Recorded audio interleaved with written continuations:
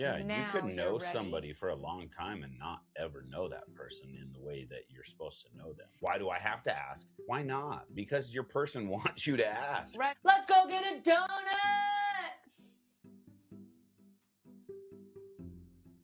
Woo!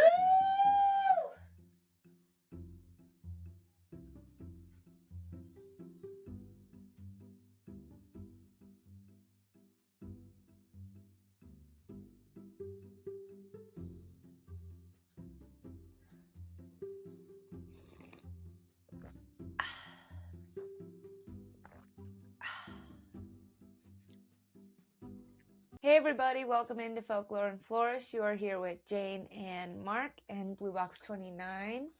Today is February 5th, so we are in the month of Sacred Bonds, the Beloved and the Binder. We are in week 1, the Awakening of Love.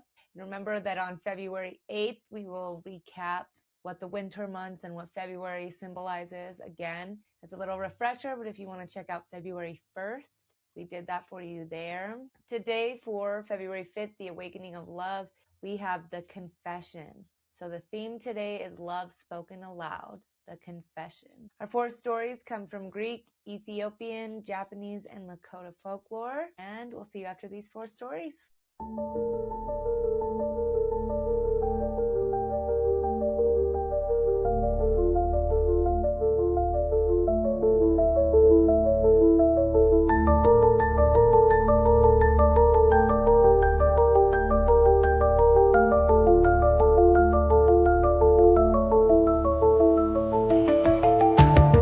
Before we begin, I want to take a moment to honor the cultures behind the stories we are about to explore. The tales shared here come from many peoples, lands, and traditions. I do not change these stories to fit modern expectations or to align with today's social standards. Instead, I present them as they were told, sometimes beautiful, sometimes harsh, sometimes challenging. We are not here to judge the past, but to understand it, to listen, to learn, and to honor the ancestors who carried these stories forward. We also share stories from various religious traditions. These are presented in their historical and spiritual context, with respect for their beliefs that they represent. Every culture deserves respect, context, and acknowledgement, and this space is dedicated to doing exactly that.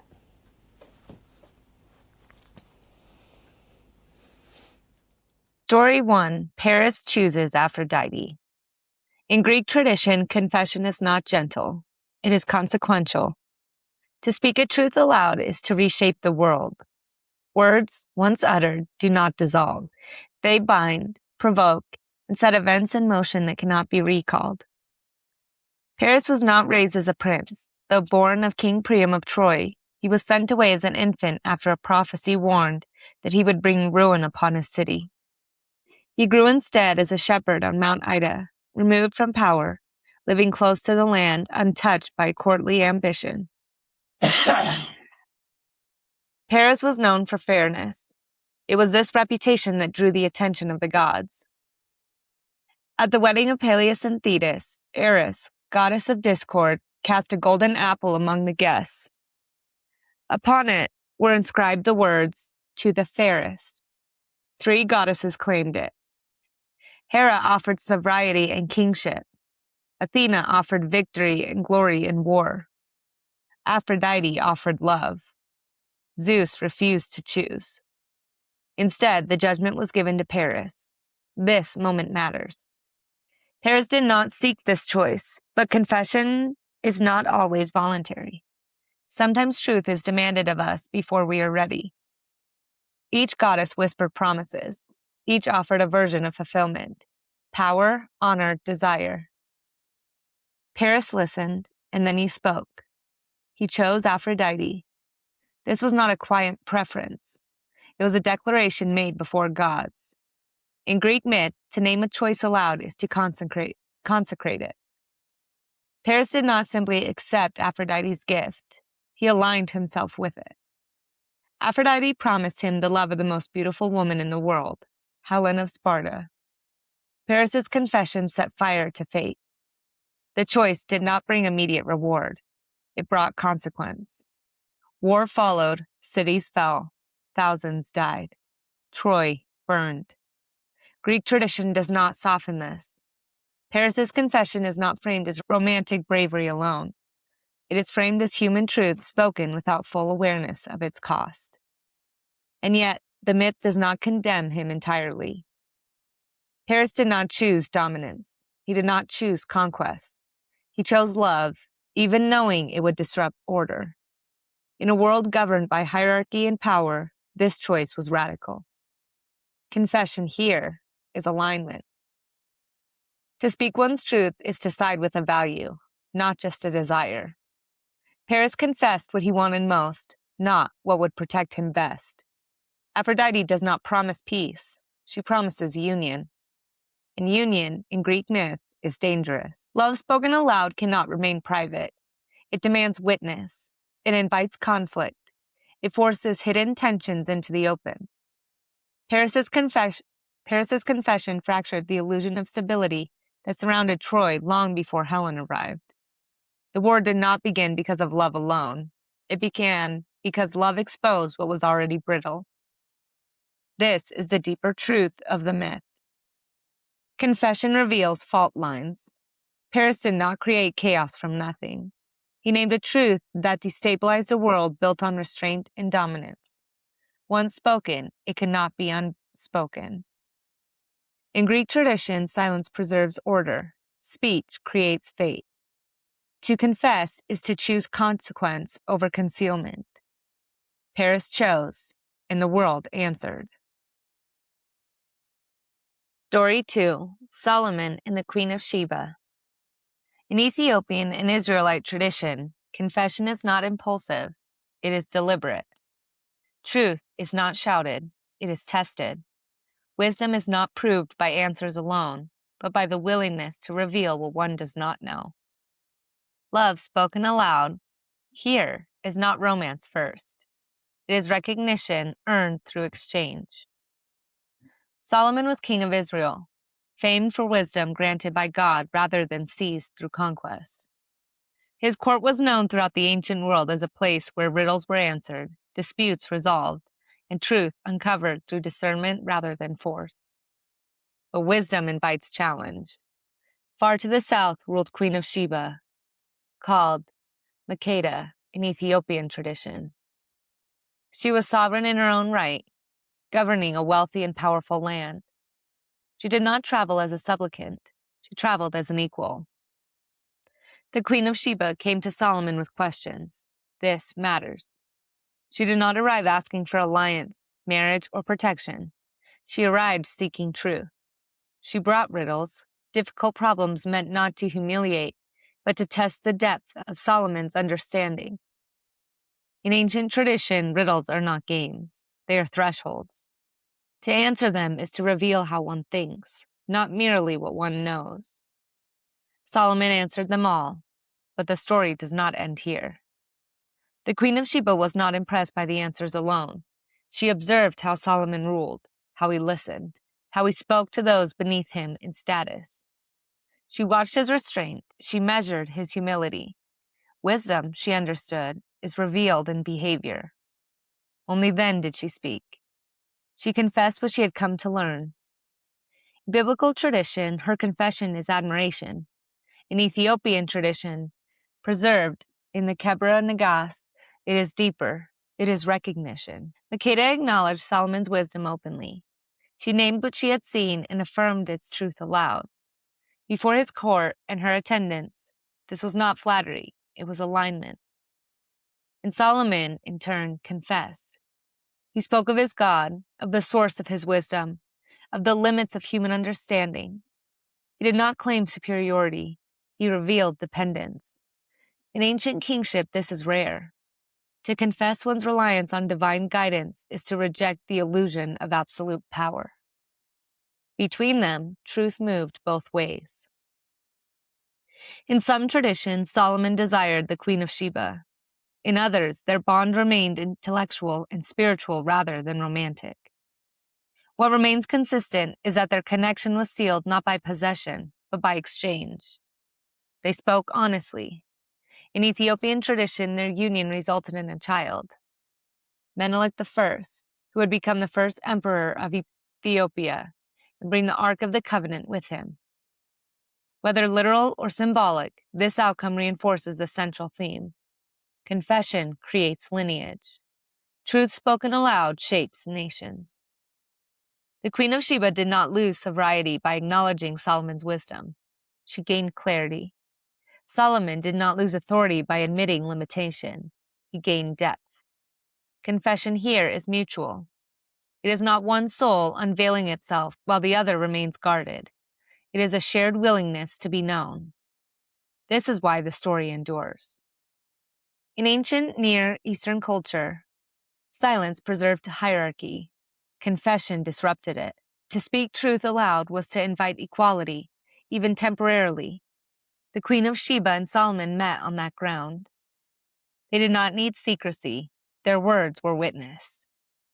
Love, if it existed, did not need to be hidden. Wisdom, once named, could not be undone. In this tradition, confession is not reckless honesty. It is courageous clarity. It creates union not through passion, but through recognition that survives distance, power, and difference. Truth spoken with integrity binds more deeply than desire ever could. Story 3. Kaguya reveals her heart. In Japanese tradition, confession is not always chosen. Sometimes it arrives as inevitability. Truth does not merely ask to be spoken. It demands to be named when silence can no longer hold it. Love here is not fulfilled through union, but clarified through revelation. Kaguya Hime, the shining princess, was found inside a bamboo stalk by an old bamboo cutter. When he split the glowing stem, he discovered a tiny girl no larger than his thumb. He carried her home, and she grew with impossible speed, becoming a woman of extraordinary beauty and quiet gravity. Gold appeared wherever she lived. The bamboo cutter prospered, but wealth was never the heart of the story. Kaguya Hime did not belong to the world that adored her. Suitors came from across the land. Princes, nobles, men of great ambition and confidence arrived, believing her beauty to be a prize that could be claimed. Kaguya Hime did not reject them outright. She listened. Then she asked something of them. Each suitor was given an impossible task: a jewel from the neck of a dragon, a bowl from the Buddha, a jeweled branch from a mythical tree. These were not tests of strength, they were tests of truth. Some men lied, some forged artifacts, some failed and raged, none succeeded. This matters. Kaguya Hime did not reject them because they were unworthy of love. She rejected them because they mistook desire for entitlement. Love spoken aloud without honesty is empty. Even the emperor himself came to her. Emperor, who is often unnamed in this tale, approached her not as a conqueror, but as a man who listened. He spoke gently. He offered protection, not possession. Kaguya Hime was moved, yet she refused him as well. This refusal was not cruelty, it was restraint. Kaguya Hime carried a truth that she had not yet spoken, one that would break the world she had grown to care for. As time passed, her joy dimmed. She gazed often at the moon. On certain nights, tears fell without explanation. The bamboo cutter and his wife sensed what she had not yet confessed. At last, she spoke. Kaguya Hime revealed that she was not of this world. She came from the moon. Her time among humans was ending. On the night of the full moon, celestial beings would come for her. This confession shattered the illusion of permanence. The bamboo cutter wept. The emperor raged against fate. Guards were stationed. Arrows were prepared. The world attempted resistance. But inevitability does not yield to force.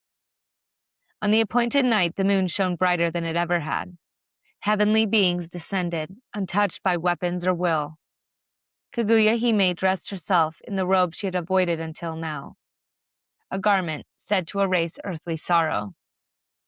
Before leaving, she wrote letters to the bamboo cutter and his wife, thanking them for love freely given. To the emperor, confessing affection she could not act upon. This is the heart of the story. Kaguya Hime did not deny love. She named it. She did not flee attachment. She honored it without pretending it could override truth. Confession here is not declaration of desire. It is declaration of reality. The emperor, grief-stricken, ordered her letter burned atop Mount Fuji, believing the smoke would reach her. Some say the mountain still smokes because of this act. Love turned into signal rather than plea. Kaguya Hime returned to the moon, clothed in forgetfulness. But the world remembered. In Japanese folklore, the tragedy is not that Kaguya Hime left. The tragedy would have been staying dishonestly. Love spoken aloud does not always create union. Sometimes it creates clarity. Sometimes it preserves what cannot be sustained without harm. Confession does not promise happiness, it promises truth. And truth, once named, allows grief to be real rather than endless. Story 4. Brave and the Maiden. In Lakota tradition, confession is not dramatic. It is deliberate. Truth is not spoken to persuade another. It is spoken to stand rightly within oneself. Love here is not proved through grand declaration, but through the courage to name intention and accept consequence. This story is sometimes called The Warrior and the Maiden, passed through oral tradition among the Lakota, where stories were told not to entertain, but to teach how to live in relation. A young warrior lived among his people. He was known not for boasting, but for steadiness. He hunted well. He listened more than he spoke. His courage was not loud. Among the village lived a young woman of quiet strength. She carried water each morning. She tended the fire. She spoke carefully, choosing words that held weight. The warrior noticed her long before he spoke of her. In Lakota life, to notice is not the same as to claim. He watched how she moved among others, how she treated elders, how she did not seek attention yet carried presence. His affection grew, not his hunger, but his recognition. Still, he said nothing. In this tradition, love is not assumed. A warrior does not take a woman's time or name lightly. Confession carries responsibility, not reward. The young man spoke first to the elders. He stated his intention plainly. He did not embellish his feelings. He did not promise what he could not ensure.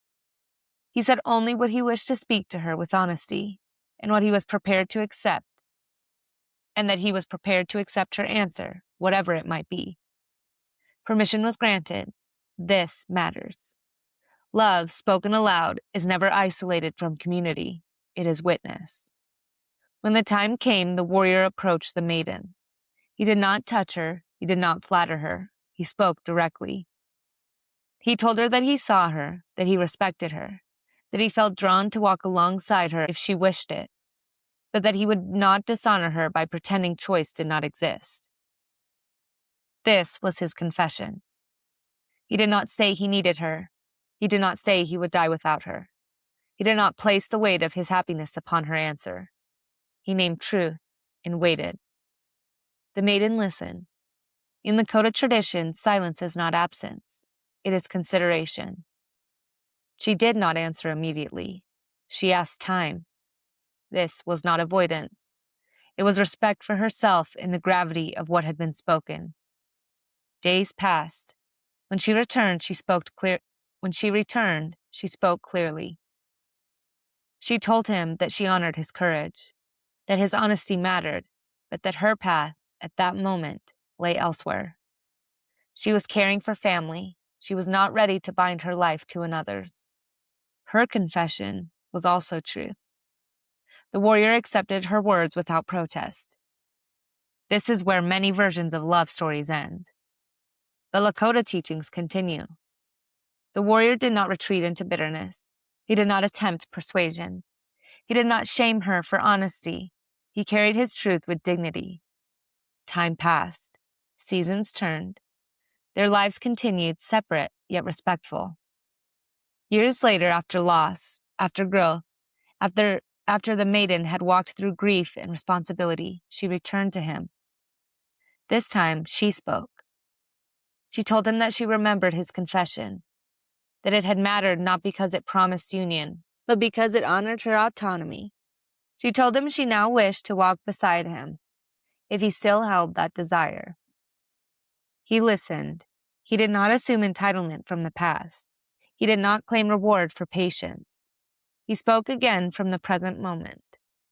He said yes. In this story, confession does not secure outcome. It creates clarity. Love spoken aloud is not a contract with the future. It is a declaration of the present, offered without force. Lakota teachings emphasize that words shape reality. To speak falsely is to disrupt harmony. To speak truthfully, even when the truth does not bind another, is to remain in right relationship. This is why confession is sacred. The warrior's first confession did not result in union. It resulted in integrity. The maiden's later confession did not erase the past. It acknowledged growth. Together, they walked forward not because desire was strong, but because truth had been honored at every turning. Love here gains power not through insistence, but through restraint. Confession is not about being chosen. It is about choosing honesty and allowing another the same freedom. In Lakota worldview, love spoken aloud must leave the beloved free. Anything else is possession, not devotion. This story teaches that truth creates union only when both stand whole within it. Otherwise, truth must be allowed to stand alone. Hey everybody, welcome back into day 5 of February, the confession. The daily thread for today is that across these traditions, love gains strength only when it is spoken with truth.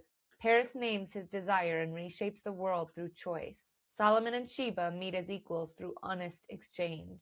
Kaguya reveals her origin, preserving love by refusing illusion. The Lakota warrior speaks without demand, leaving the beloved free. Each story shows that confession is not persuasion. It is the courage to name what is real and accept what follows.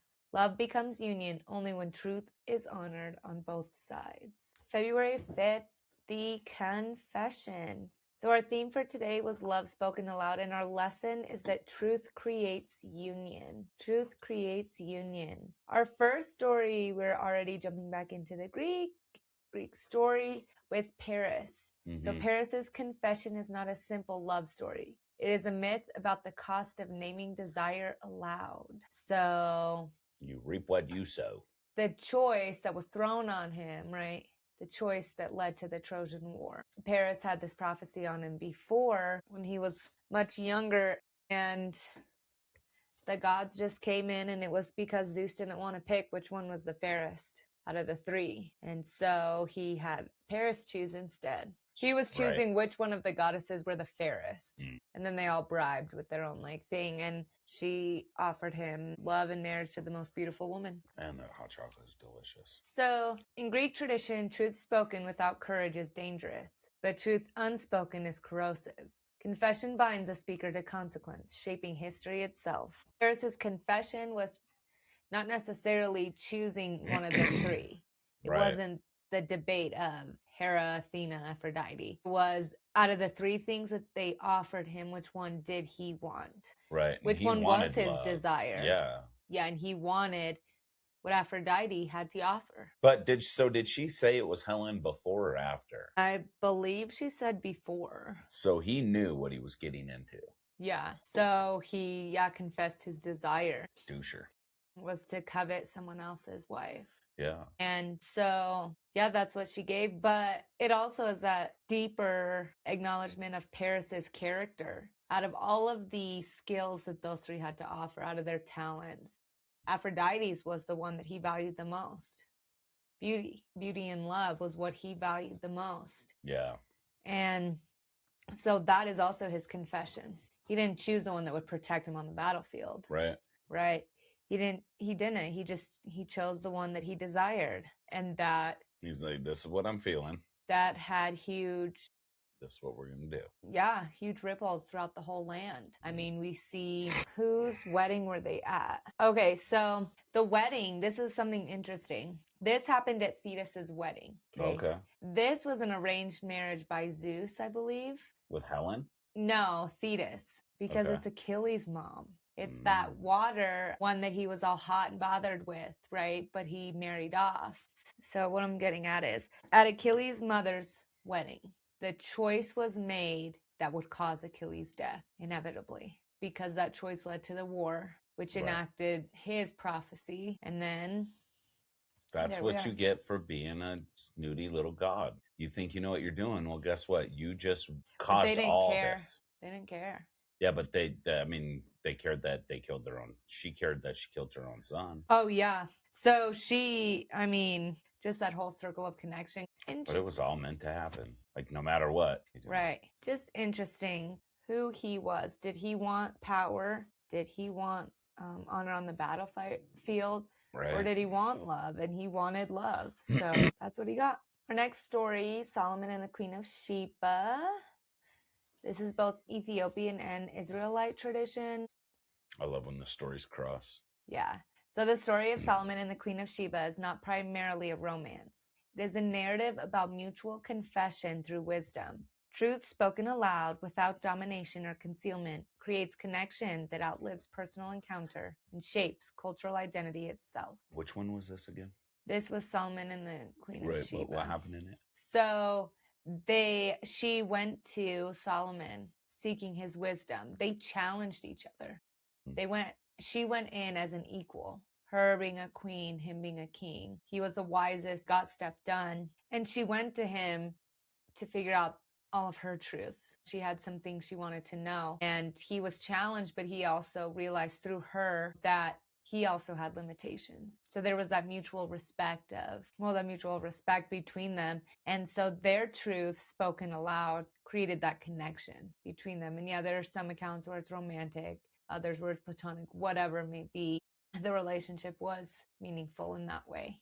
Yeah. Of that mutual respect and just the fact that we don't all know everything. Confessing our limitations and confessing that to confessing that to anyone else, let alone ourselves. They both had to confess a shortcoming they had to someone that wasn't equal. That didn't happen a lot for royalty to be standing truly with an equal. Yeah. It's okay. Yeah, most of them, they looked at everybody else as below them, so for that to be their truth, to witness that and see that. But to be around an equal too, you are challenged, so you are faced with your own honest self.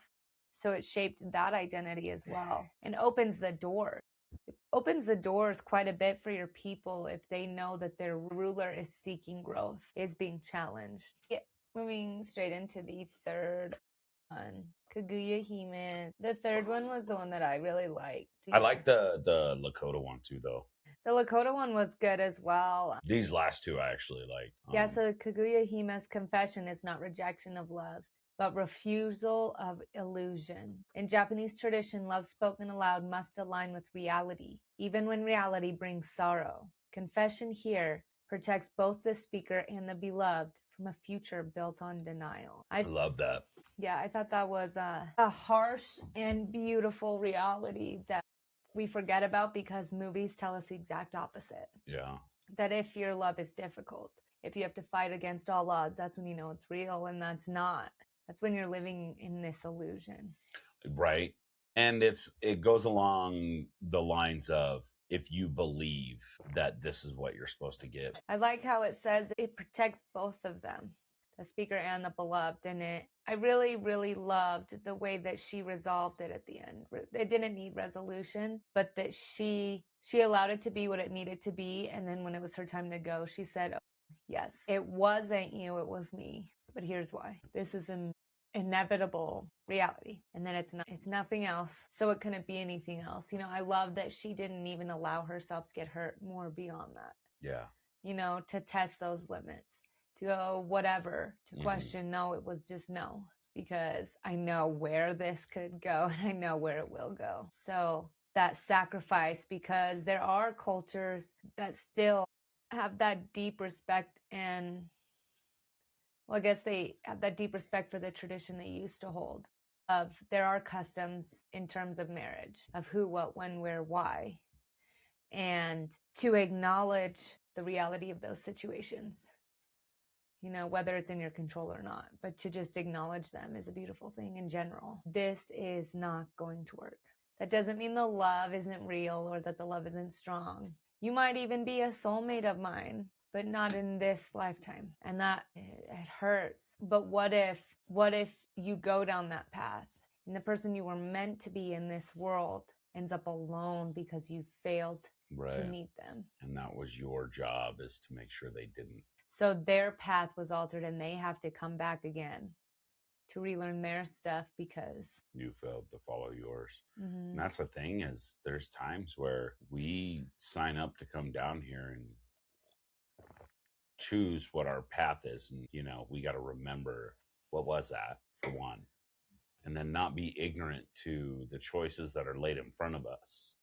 Is this a choice that keeps coming up and I haven't learned it yet, so I'm going to just do it same way again? Or am I going to choose different this time? Am I going to act different? Am I going to look at it through a different lens so I can make better choices this time? And until you do, you're going to just keep doing it. I also really admire the aspect of this story that she knew. And this wasn't like some of the other preparations, for example, Freyr, knowing Ragnarok was coming, so he chose to love. Right. However long he had, she knew the damage that could have been brought. This was the emperor. It's not just me that is going to be hurt. I'll be okay though, because where I'm going is home. Yeah, but isn't it also that she knew she wouldn't be there? No, that's enough. It. Yeah. Like, it wasn't that she turned him down because, right? Like, it was only because she was leaving. No, the other thing I was going to say about her, though, her responsibility to duty. It's just, I'm very thankful I don't live in a place where I have to worry about my duty over my love, over my life. It was an interesting story, too, now that I think more about it. Like, so how he found this tiny little being, right? And then she grows to be a normal size human, right? For the most part. And then just makes him rich. But she always makes sure, and that's the thing, is like, even the farmer, it doesn't make him sound to be greedy. It makes him sound fairly humble, that he even allowed for the knowledge of her to escape his walls. That part of the story, I think, might go unnoticed, and I hope it doesn't, because I think that's very significant. Yeah, we're talking about love and stuff, but sometimes that background player, sometimes there is one. We had one that is like, all right, go ahead. Or, man, I don't know if I would. Kind of a weirdo. And lo and behold, that's exactly what, we needed or whatever. Right. So I just really like the fact that it does bring him up and it does talk about him, but it's like, yeah, no, he stayed a friend, he was that. He grieved her. Yeah, he properly, not out of greed or self, pity or anything, but he grieved her loss. Yeah. And he knew he was going to. 3 lines that I really, really liked in this was that the tragedy, number one, the tragedy would have been staying dishonestly. Yeah. I think about that felt very heavy towards relationships. Your life would be a tragedy if you stayed dishonestly. And I think for me, the easiest way to think of that and to realize that is, how would I feel if someone did that to me? At the end of the road, you wished you wouldn't have. That would be the only thing I think that would scare me about the end, is like, you didn't even want to be here, about anyone. And I think that's what this is. I would rather, we should, the story's saying, we should be honest right away to spare the tragedy. Because it could be. Could you imagine years? I mean, and it could be generational because of that. And I've seen it with friends where they get with somebody under false pretenses on either side, and it's sad. I mean, I've been through it, and then ended up lying to myself, and then next thing I know, holy cow, there's a whole bunch of years I just lost out on. It's unfortunate, but it's not just like anything else. It's not about that part. It's about what you do after. and Right. choose, okay, what did I do? Did I do the same thing I always do? Don't look at what they did. Just look at your actions. Did I do the same thing that I always do? Okay, I did. But in this story, it's like, no, I'm gonna. And this forces you to look at the reality. Hmm. This isn't, I'm inconvenienced. The reality is that it's not going to work. Exactly. There are some things that you should really look at as I can't live with this. Mm-hmm. Because that is a harsh reality. And we as humans deserve, I think, I don't like using the word deserve, but I'll use it, I guess. We deserve that shred of respect. I don't think that's the wrong word. So, as someone that you may care about now, I care about you, but it's not forever. I still care about you, but I know that it's not forever. So, right, no matter what, it can't be. Like, it could be our forever, but it's not necessarily and there's forever. In the show that you and I are watching, I know that there's a specific thing like that comes up, and it's like characters you haven't even met yet. So, but they do. It is just that it's like that moment of still where I feel almost all of us have probably had a relationship like this, where you're just sitting there and you're discussing, and it's like you're talking to a wall. Both ways feel that way, but that common understanding that you both just get, that epiphany of, What am I doing? it's, yeah, we're not it for each other. You're great, I'm great, but this isn't. And just being in that stillness and being okay with it. Like not rushing out, but let's just finish what we're, when you're out eating or whatever, just finish what we're doing, enjoy each other's company for the last time. Yeah. Because you just know without saying it. So there's that. The second line was that confession does not promise happiness. Me confessing my love to you does not make you obligated to return it. And that's painful and that's embarrassing. And it's one of the worst pains I've experienced. Thankful though, because I'm here and I'm happy and I get to be with my person. But at the time, it did hurt. Yeah. And it was embarrassing, and it does make you really struggle with yourself. Sometimes there's always one or two that make you like, whew, what is wrong with me? Yeah. But that's why it's just faced honestly. I don't need to be cruel or hurtful, but I can be honest. But sometimes people put us in positions too where we almost feel like we have to be cruel. Right. To avoid, because I've been in a position where I knew it wasn't right. I knew it wasn't right. I also didn't have a good opinion of myself, and I was a little afraid of being alone, so I also knew I had no self-control. So I purposely made them believe that like I was just a shitty person. Like, I need you to be repulsed by me because I have no self-control, right? So there's that too. And that sucks. Yeah. But you did what you had to do to make sure what wasn't supposed to happen didn't happen. Right. And then the last one, I think was a beautiful ending. But truth, once named, allows grief to be real rather than endless. Being truthful about grief. I've seen some videos about grief and some, trainings of how to talk to people that say that exact thing. Naming where you're at, naming what you're feeling, it makes it real. Not that it's never real, it is real. But by making it real, you've given it that time frame, like you talked about the other day. By making it real, you've put into the universe the time frame. Because now the universe, I believe, acknowledges us. And it's like, and now this cycle can continue. I believe the biggest fear is when we are stuck within the cycle. It's not moving. We are stuck. And so I think the earth breathes too when we allow things to be real, because then we allow them to do their live out the course of their existence, whatever it may be. But yeah, I really enjoyed that one. Moving into the fourth one, Brave and the Maiden, sometimes the Warrior and the Maiden, the Lakota one. This story is often misunderstood when retold through romantic lenses. Its power lies not in delayed union, but in ethical confession. Love spoken aloud must never bind another's will. In Lakota tradition, truth that respects autonomy strengthens community whether or not love is returned. So what did you think about this when you said you liked this? Yeah. So what I enjoyed about it and wouldn't mind hearing a little more about is, so when she originally says no, for whatever reason it may be, he doesn't go off and just instantly find somebody. And today, it's so often, depending on the rejection and the type of rejection it is, like in this moment, it was just like, she's not ready for it. And she's doing other things. So to me, the way I took the story was he watched her and he saw that she was one of her word, because they're in a tribe. Obviously, they're going to see each other. They're going to know what each other's up to. He sees that. Well, he had to have seen because he spoke plainly. He knew I couldn't waste time. Yeah. But he also sees that she isn't trying to be with anybody else too, right? Right. But she did really have her goals. is. And he's like, wow, that was the most honest thing. And he's like, but she's what I want.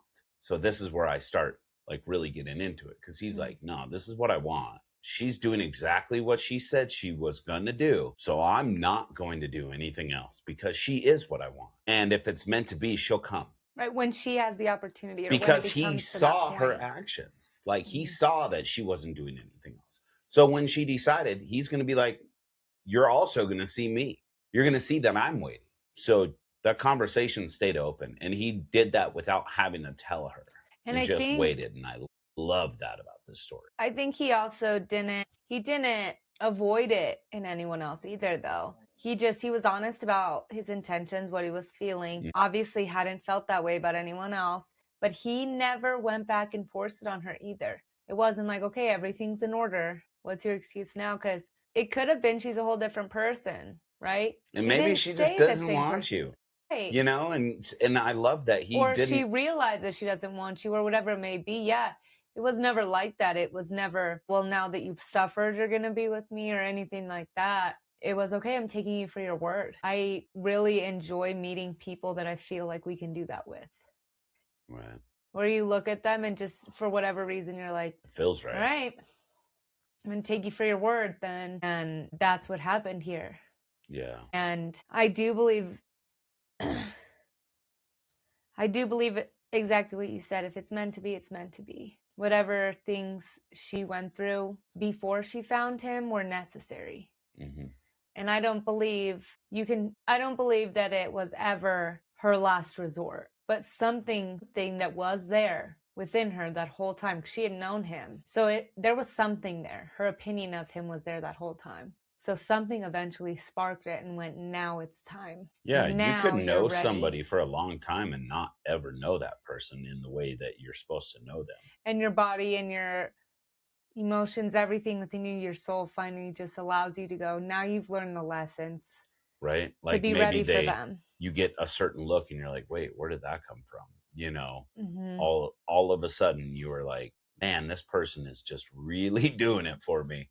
Who are you again? You know, and you could have seen this person a million times, or you, and then next thing you know, they're talking to you, and you could be like, "What is this setup?" Yeah, and so with all of these confessions, but this one in particular says that confession is not about being chosen. So we know that confession doesn't promise happiness. It also doesn't mean you're going to be chosen, but it is about choosing honesty and allowing others the same freedom. So by sharing our truth, we allow others to do the same. You know, that's just a good way to live. I can't control what other people do, but when I share in a group, I can be honest. You know, I can take people for what their word is. I don't need to assume anything. What you say is what I'm going to take you for, you know?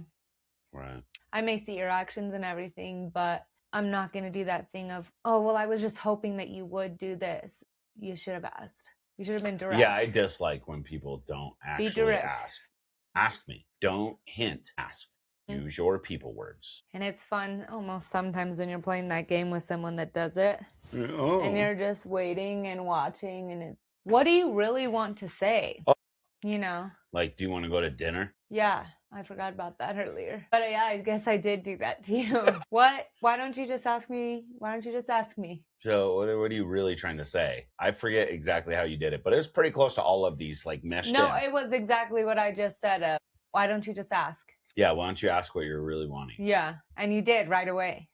There was like no hesitation either or attitude, I don't think, from you.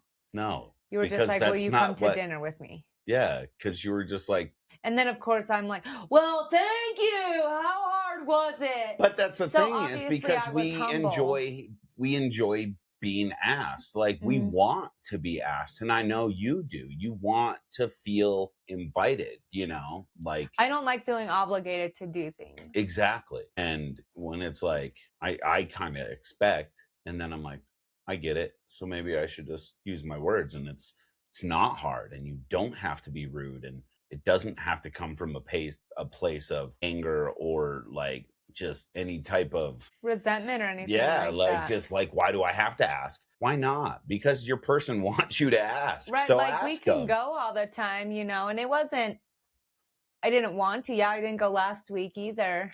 Yeah, but I'm working again. If you don't ask me, I'm in the middle of this, like, yeah, you will never know if you want me to if you don't ask. Right. Right. But that's with anything a lot of the time. Okay. All of those 4 stories were for the confession, love spoken aloud, and that truth creates union. Even if you don't create this union of love or romance, you create that union of respect when truths are spoken aloud. And maybe in my past, I've confessed things to people and they lied straight to my face. You can live with that. I was honest. So there's that level of respect I have for myself and that you'll have for me. You and I both know you lied to me. So there's no respect for you. Right. You lost.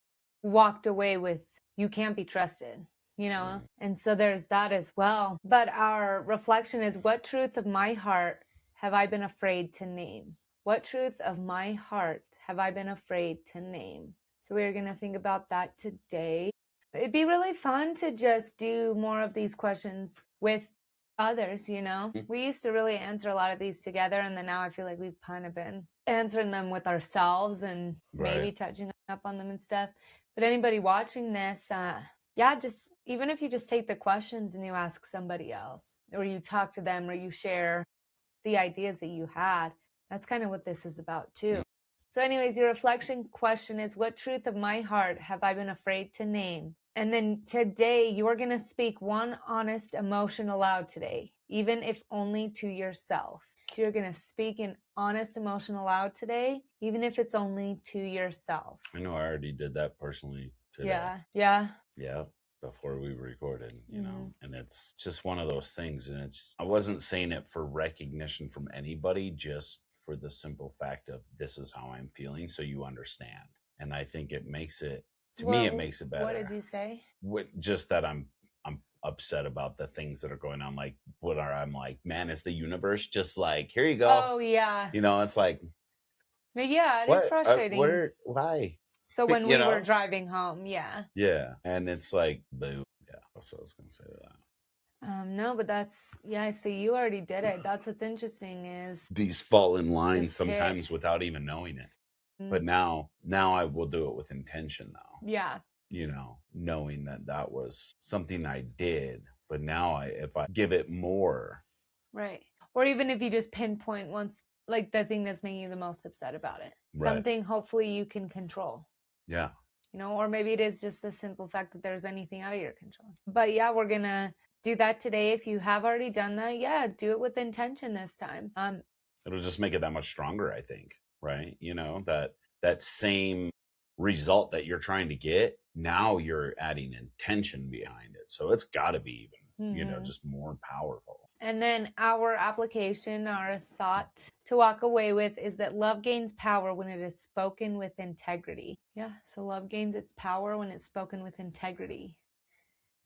Well, I mean, just having integrity in general is extremely powerful. So when you're putting love behind integrity, because love is extremely powerful, and if you have somebody with integrity and love with integrity, man, and that's what I believe that this relationship is built on, for sure, compared to anything else that I've had. What? That integrity of love, and with it, or just ours in general, you know. I like that.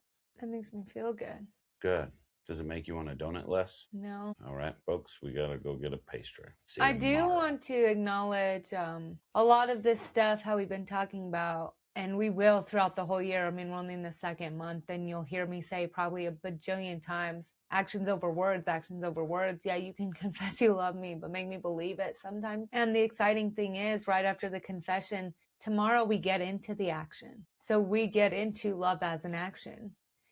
And it's exciting because love is an emotion. And it's an action. And it's a sensation. And it's a thought. Love is so vast, and we get to explore that in this month. So I'm really excited of how our actions when love is being awakened will look versus love when it's been tested. I think before we get in there, something we all can confess right now is that none of us make it through a relationship with a perfect score sheet. There are going to be battles where we are wrong, and there are going to be battles where we are right and it cost us something terrible. Because sometimes you can be right at the expense of your loved one's emotional well-being, right? Or their financial or whatever, and it can be awful. So we're going to see that progression as we get going. But the awakening of love, we had the confession today, so love spoken aloud. You're going to answer, what truth of my heart have I been afraid to name? What truth of my heart have I been afraid to name? Then you're going to speak one honest emotion aloud today, even if only to yourself. Love gains power when it is spoken with integrity. So it's all about talk, talk, talk right now. And then tomorrow we'll see you for some love in action. So thank you guys for joining us on Folklore and Flourish, and we'll see you tomorrow. See ya. Let's go get a donut!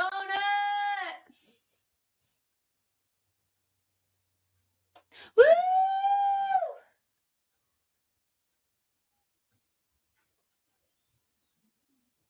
Thank you for walking this journey with me today. These stories are more than folklore. They are the heartbeat of our world building, the inspiration behind our characters, and the soul of the Legends Reborn Chronicles. By exploring these tales, we honor the past, ignite the present, and breathe life into the legends we're creating together. To see more of Mark and I, as well as additional scenes, discussions, and healing, check the links below that will lead you to our various social media platforms. Please also feel free to ask any questions or leave any comments in the episode below or in future episodes to come. We would love to hear from you. Until next time, may your path be guided by wonder, curiosity, and the magic of the stories that came before us. Blessings, and I'll see you on our next folklore journey.